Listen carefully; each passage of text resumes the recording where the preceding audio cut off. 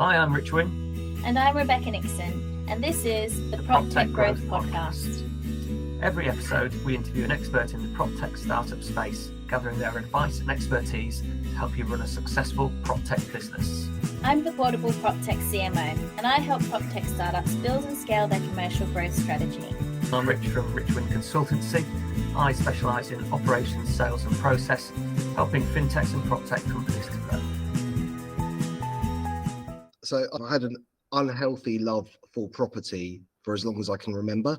So I started as a property lawyer, worked in real estate in London and in New Zealand as a solicitor, and was also a property investor and landlord. And I guess my journey into PropTech started with a problem, as many good businesses do. So I was renting a property in New Zealand when I was living there, also renting out property in London, and it struck me that the repairs process was fundamentally broken for everybody involved. I didn't know what the solution was, and I'll come to sort of solution finding in a moment, but wanted to solve the problem of repairs and then spent the last 9 years trying to do that. So that was my journey into PropTech. In terms of working out how to solve the problem, I did what I advocate people do, which is follow the lean startup approach of knowing that the truth isn't in your head, the truth is out there. And I went out and spoke to lots of property managers, tenants, contractors, landlords, and through that process, iteratively came up with what a solution could look like before investing in building a technology solution, just trying to work out what the problems were and how they could all be solved for the betterment of everyone involved. Was that Fixflo that you started 9 years ago, or did it start out something else? So Fixflo was incorporated in 2012.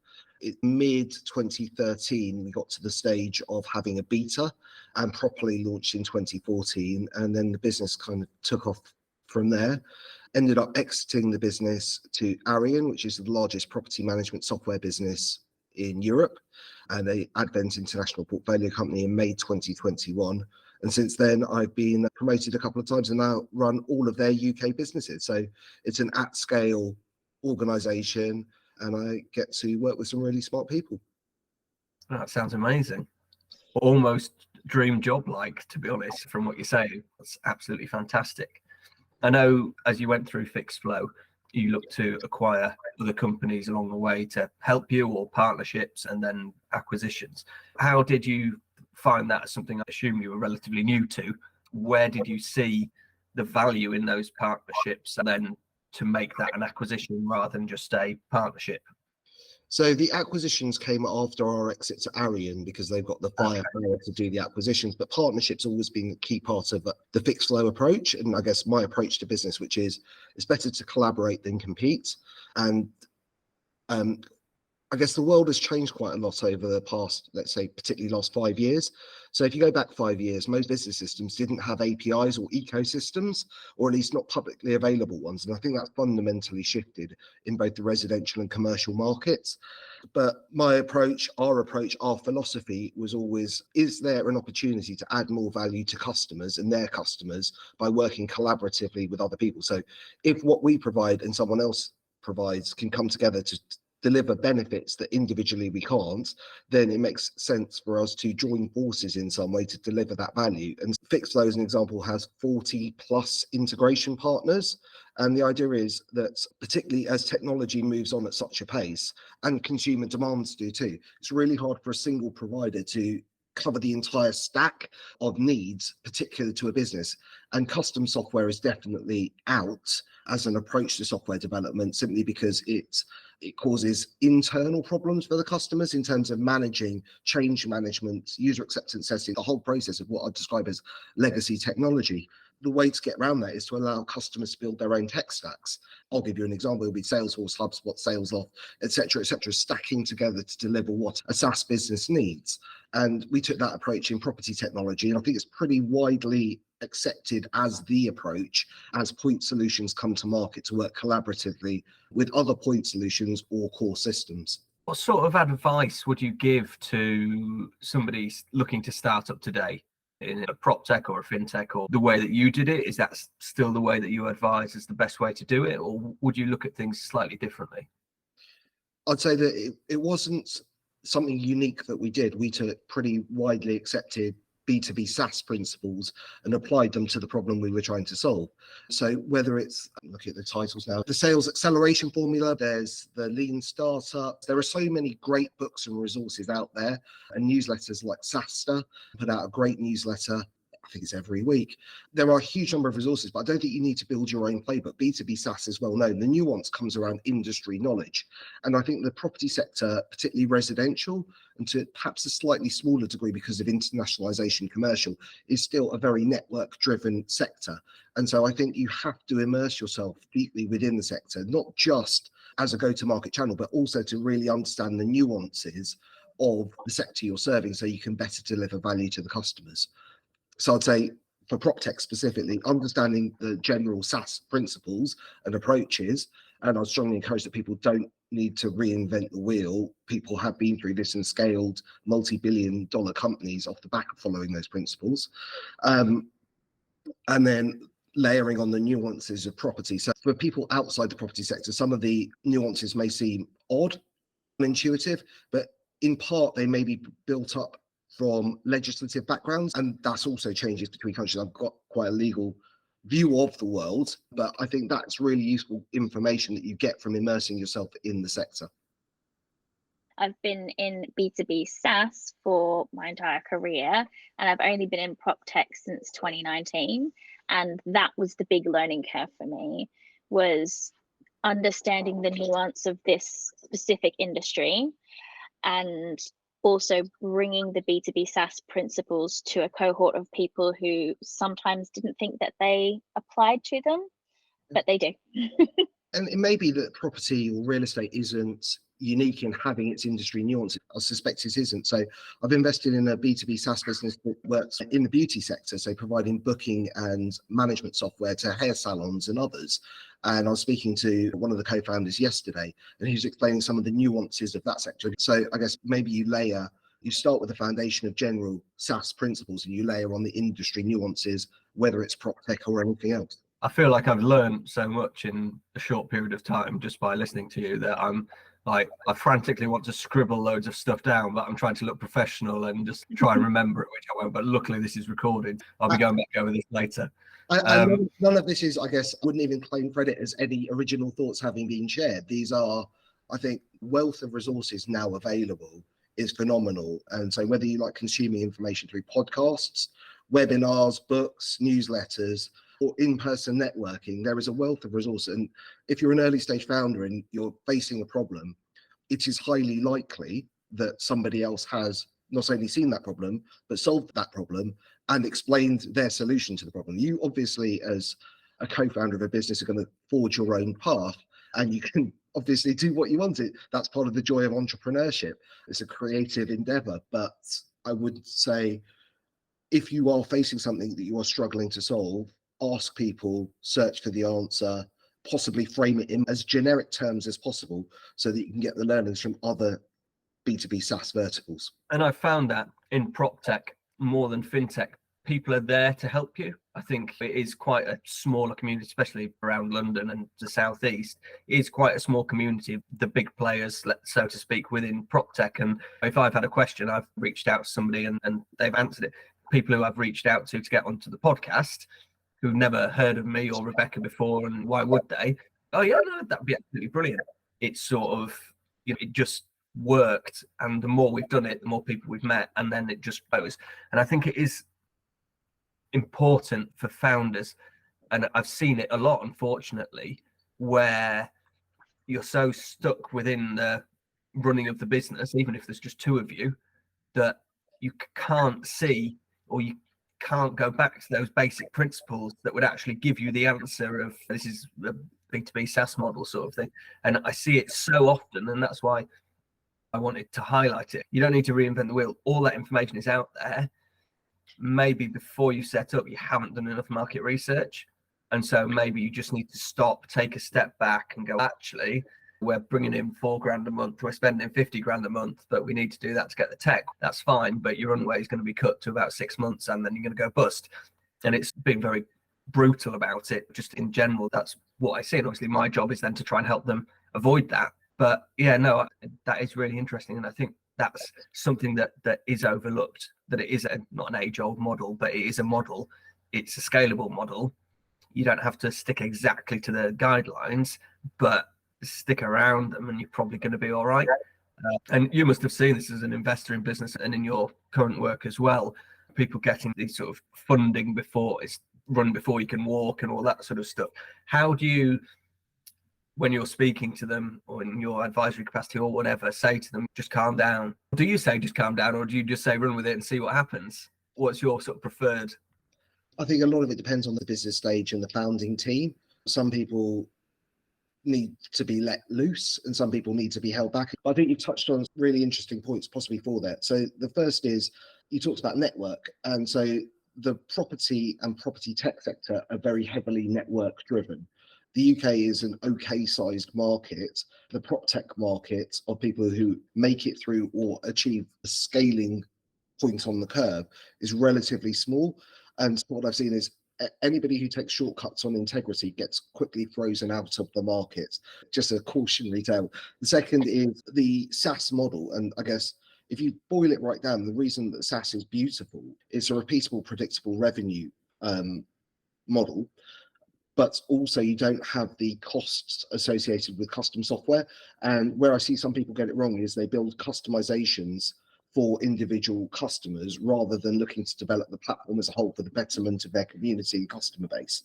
And so that sort of destroys the SaaS model. The third is around the funding market. And I think if we were talking 18 months ago, if I was just to put a rough date on it, I think the story would be very different. In the time of cheap, almost free money, everything was about growth, and not raising money on advantageous terms was financially irresponsible for lots of people.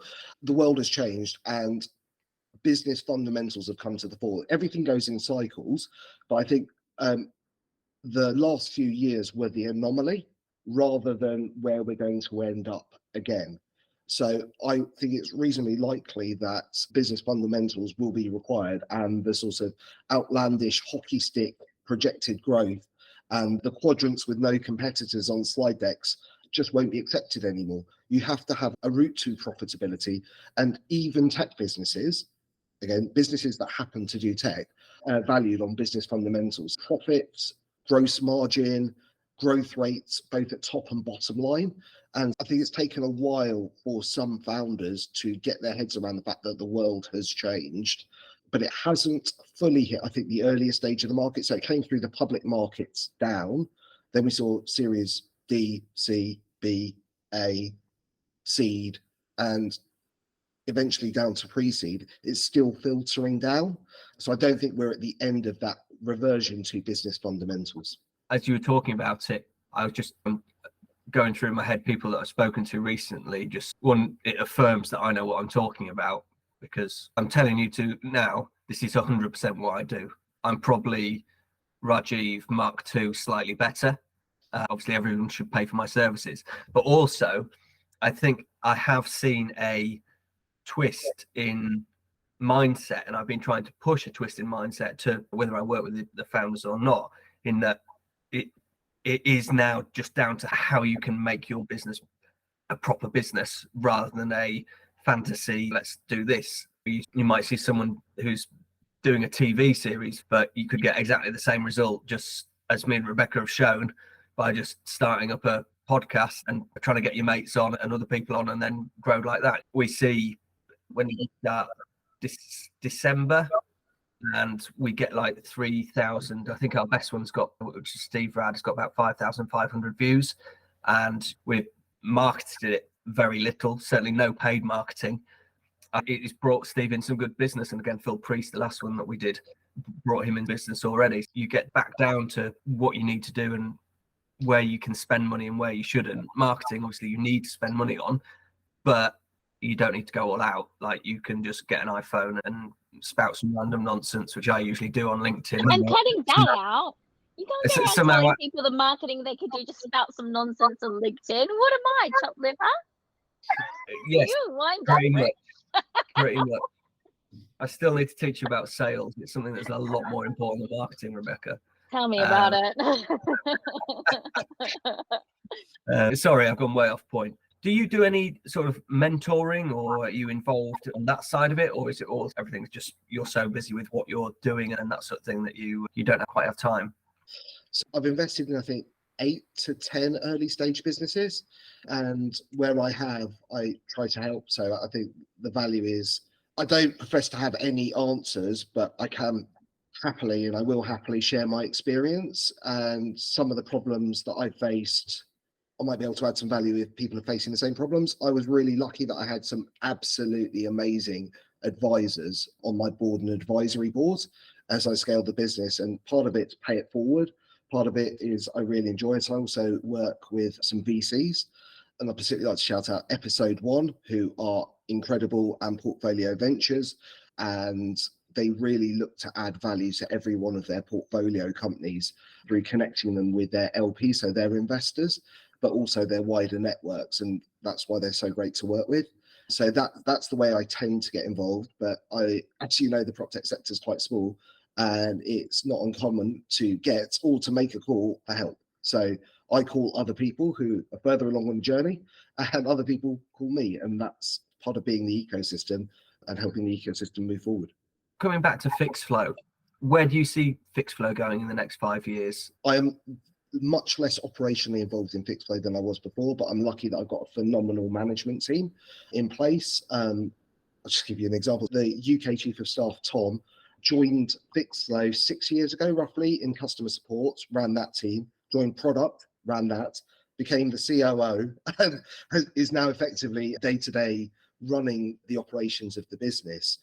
Where I see the business going is increasingly software with a service, I think, is the general headline trajectory. So we've provided tools to help our clients deliver better service to their clients, the landlords, in depending on terminology and sector, but also their customers, the tenants or residents. I think that through containerizing the process of service delivery, so in simple speak, providing really good vetted insured contractors for whatever is needed, and by plugging in great tools Help Me Fix, we can continue to deliver a better end-to-end solution, and that's the direction of travel. Etten has been telling us that he's going to send me and Rebecca a hoodie, and I said to him, look, we need to get this for this date, which was today. I spoke to him yesterday and he was like, yeah, it'll be a couple of weeks. So I was like, yeah, let's get a couple of those across and we'll get you some free advertising. But yeah, Etten's brilliant. And again, from speaking to him on the podcast, the people that he's got around him, his Ettenness plus the people around him is making that become a really successful business. And I know he's looking in different sectors and stuff like that. And I think, I'm not just saying this, but if I had money on someone who's going to do really well in the next sort of 2-3 years, I think it's definitely him, with the backing of Fixflo and everyone around him.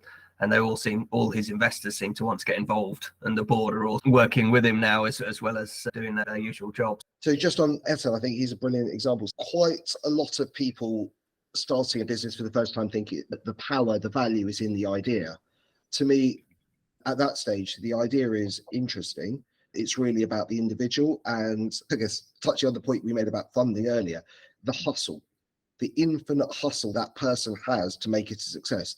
They may well start a business doing X and end up doing Y. The only common thread is that individual or group of individuals who've started the business.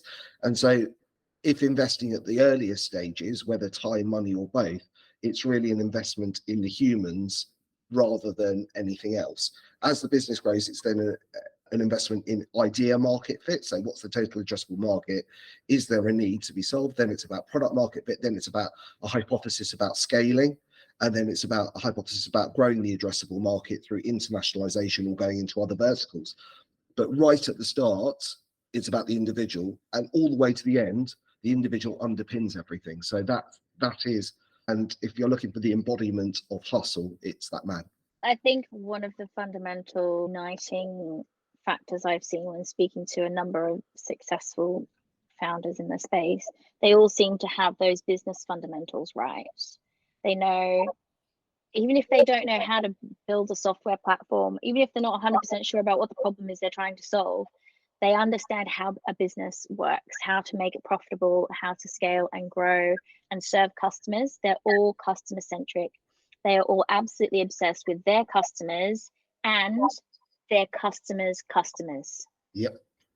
That is key. And every single successful startup that I've had the pleasure of working with has been obsessed with their own customers and how they help their customers serve their customers. That is the fundamental essence of what makes a successful B2B business, Yep. particularly in SaaS. And so many people just aren't quite grasping that. And I think it has a lot to do with what you said around the issues of free money and going a bit mad in that area. People have lost track of the business fundamentals, but those people who have it, they hustle and they know what to do and they adapt and they don't need succeed. very much money. So they No. so they can choose to take money where it's true value add money. They're able to keep control and to grow a profitable business, to keep control of their own destiny. And I think that's a wonderful thing. Yeah. I agree. And I think again, I know we both keep saying we're speaking to these founders, but that is pretty much our job. And a lot of them are introverts, can be difficult to talk to, or until you build that relationship with them, which is 5 or 6 calls or meeting them and putting your arm around them and like creating physical touch so they know that you're not like trying to kill them and things like that. I think one of the core skills is getting that person to become more like a Steve Rad, or is another great example of a character who I know he has James as well, who again is a great character, and they've pushed inventory base forward a lot based on Steve's hustle and his cleverness in how he's somehow got 2 companies into reach without them knowing and all that sort of stuff. Anyone who's met him knows he's a business genius and constantly thinking what is the next thing but again, like Rebecca was saying, he's thinking what helps my customer's customer, and then he can then build something with his genius brain on top of that. Whereas other people, it's just really, you just want to shake them and just say, look, you've got a great product. Like, you've got people who are interested, you've got people who are buying it. Just get yourself out there a little bit more, whether that's you doing a video on LinkedIn or just being at an event and not just talking about boring your solution as such. Have a proper conversation with people. It's almost like they need a confidence coach or something around that, which would actually then make their business more successful or make people like them more and want to invest. Are we losing some business because these introverts are really struggling to either make that decision as to what to do or who to bring in or where they are? I think that's going to be an interesting one. I really do. Business is a team game. Let's just start right at the top. At various stages of the business, you need different skills, attributes. And by team game, I don't just mean the employees or the founding team, but it's also the advisors, consultants, shareholders, directors, whatever they are around. So that's your team, and the team changes over time. And typically you see people move from generalist roles to specialist roles, and it's about having revenue can support team growth. But the companies that I see do best have a mix of skills, typically into 3 buckets that I'll come back to in a moment, and they complement each other. So they each have their own areas of ownership, responsibility, their own swim lanes, and they challenge one another, they push one another, they support one another, they're critical friends to one another. But it is that mix of skills. So I think it's highly unlikely. I don't think I've come across anybody who does all 3. Steve might be an exception, but so the 3 skill sets are, you've got the visionary. So the person with the deep sector knowledge who can articulate and understand the needs of the market now and in the future. And they tend to be quite product centric. You have the technologist, the person who's able to take that product vision and do the how. So how are we going to deliver on it in a meaningful, sustainable, robust, scalable way? And then you have the hustler who is out there effectively educating the market on the problem that is being solved, collecting customer feedback, being a trusted advisor to the sector. And so you can have people wearing multiple hats. So you can have a CTPO, so Chief Technology and Product Officer. You may have someone who's the hustler and the product person, but all 3 of those bases really need to be covered. And then around that core, you have the compliance. So you need to be robust, you need to be trusted. That means having your legal documentation and your accountancy processes in place. And whether you have those skills internally or you have a good bank of advisors, and then you have the business strategy piece. Again, if it's not within the core competencies, buy in those skills. So whether with money through consultancy or equity or pay, whatever it is, get yourself those. But if you start with those three and you're in a big enough market and you are determined to succeed, and by succeed, I mean be willing, happily willing to invest 10 years of your time to change a sector to make it better for everybody in there, you've got a reasonable shot of success. Sorry, I was just looking at you in complete awe, Raj. I was just, yeah. I It's believe just- the expression is nailed it. Again, Yeah. All of this stuff you can get from books. It's just about finding the right books or podcasts, obviously. Yeah. Question we often ask is if you did it again, or would you go founder or co-founder? What would be your preference? I think I know, but I'm would not start a business by myself. So I am hyper aware of my limitations and the areas. So I am not the technologist. I can play the role of the product person, but I'm not a product specialist. And having worked with some exceptional people in those categories, if I started again, I know that the chances of success, by success, it's not just the finances, which are the byproduct of delivering the value to the customer. So the customer value created would be a lot better with some really good people in those spaces. That's my view. And I also think it's more fun going on the journey with other people. Maybe that's a personality thing. If you're the type of person who likes going on holiday by yourself, maybe solo founder is more a thing for you. I think when I look at companies, a lot of what they miss out on is sales at the end of the day. And I feel like everybody who believes in that company should be able to have enough about them to, if not create a full sale, have somebody interested enough to then pass on to the BDM or myself or someone like that. I feel that is what I would do. You need other people around you. And if it's not fun, why bother doing it? Yeah. There are loads of ways to earn money. What you're doing is changing the world and having fun along the way. And it is hard. And it is, I think, the sort of decade rule of thumb is probably about right. So think of your life in 10-year chunks. Do you want to spend the next 10 years of your life being lonely and having nobody who really understands the problems being faced? Or are you going to share the problems and halve the problems and solve them together and have fun along the way? One other bit of advice for early stage founders is be open to fractional resources. Growing the business. So often at an early stage, you can't afford a full-time, seasoned finance director, CMO, HR director, but you're going to face some pretty tricky challenges along the way. And so there are some great resources out there, collections of people. And I would encourage you not just to think creatively, again, going back to the theme of hustling. You have problems to solve in your business. You may have enough. Work for a really good FD on a 1 day a week, supported by a bookkeeper in-house or out-house. Don't close your mind to getting the best possible available people. The chances of success with a tech startup are astonishingly small, but with the right team, you start to skew the odds in your favor. I completely agree. And in fact, one of the biggest issues I've seen in most of the startups I've worked with is that they've hired full-time junior or mid-tier staff instead of part-time senior staff. And it doesn't matter what part of your C-suite you're looking at, the number of times that I've seen people hire a junior coder, developer, marketing manager, sales rep, and they are working full-time for a very low salary and have no skills or experience, but hey, they'll learn on the job. Who are they learning from? Because you've got no senior people to coach them. And then they go, oh, 6 months down the line, oh, we made a bad hire. Yeah, they weren't great. And I'm looking at the LinkedIn profile of this person and they've never worked in a startup before. They've never worked in B2B. They've never worked in SaaS. They've got 6, 12, 18 months of business experience doing a bit of marketing, a bit of sales, a bit of this or that.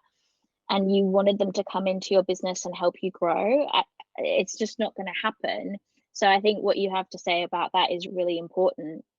Get the best help that you can get wherever you can get it, and quite often, like you say, one day a week or even a few hours a week, depending on what people have available, could give you more value than a full-time person who doesn't know what they're doing.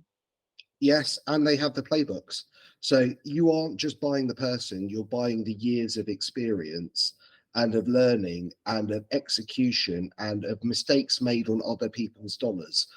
That's hugely valuable. And I'm just going to shout him out by name. Guy Hutchinson, who runs the startup CFO, was our fractional CFO. And he got us all the way through. He got us through funding rounds, but he also got us through exit on a fractional basis. And so I just encourage people to think creatively rather than being pigeonholed into the FTE world. I told somebody about this yesterday. Even if, say, for example, you use Rebecca one day a month, and say, for example, she's £1,000 for one day because it's based on her experience. It's still only 12 grand a year that you're spending. If you think about that compared to what you're going to get from a full-time employee, the return on investment on 12 grand with somebody who's got all that, yes, it's then up to you to either implement it yourself or have somebody implement it in order for it to be worth the money. But actually, in the grand scheme of things, 12 grand is absolutely nothing. And you're more often than not, and I find it with my clients, probably to my detriment, I end up working for them more than my allotted time anyway, because you get invested in the company, invested in the people, and you want them to do well. So actually, probably ended up getting a lot more for your money than you would with someone else. So I think that's 100%.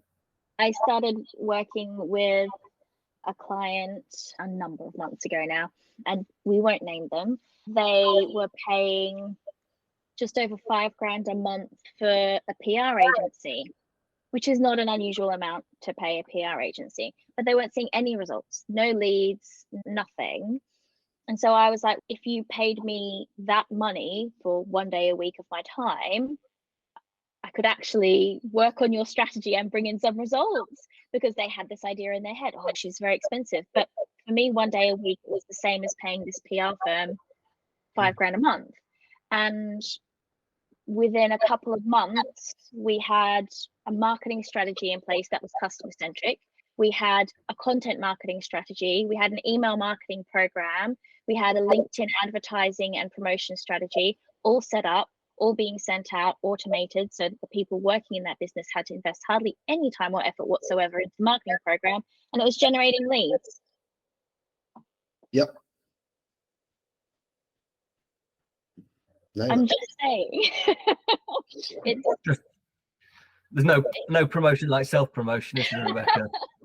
But it's not just me. It's an FD, it's a CSO, it's whoever you need. Just bringing results-driven and experience-driven strategies to your business much more quickly and efficiently than anyone junior ever could. And that's not to crap on junior employees. Junior employees are great. They're great for executing. But if you don't have a cohesive strategy to execute on, they're just going to flounder. It's a blend of skills and experience that you need. And it keeps coming back to this is a team game. You have different people, you understand their roles, and people can develop and change their roles over time. Just consider the problems you're trying to solve in the business.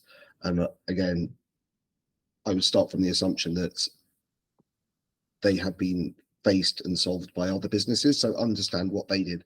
Reading the founders' stories is really interesting, autobiographies as well as their sort of harder business outputs. It's really good. When's your book coming out? I haven't really thought about that. I think you should. I've got a lot to learn. So at some stage, maybe in a couple of businesses' time, bluntly, I think the advice I've given isn't unique or particularly insightful. It's just built by experience and also from the advisors I had around me. And this is when you're choosing your advisory board or your early stage investors, this is the sort of thing that they should be helping you with. Thanks for joining us on the PropTech Growth Podcast. To learn more, you can find us on LinkedIn or email proptechpodcast@icloud.com. See you next time.